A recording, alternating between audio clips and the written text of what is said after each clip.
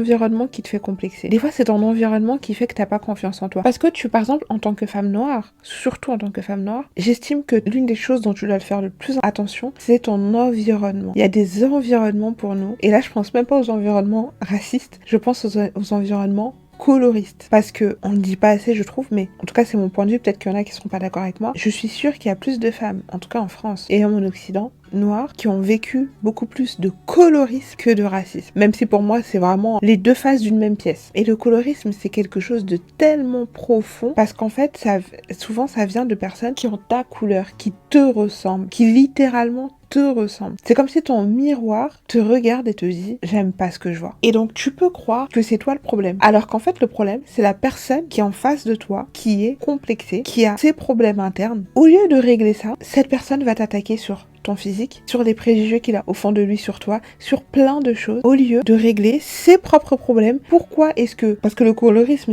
c'est pas le racisme, donc c'est littéralement une femme ou un homme de ta couleur, en tant que noir, qui te rejette et qui part du principe que tout ce qui est foncé n'est pas joli.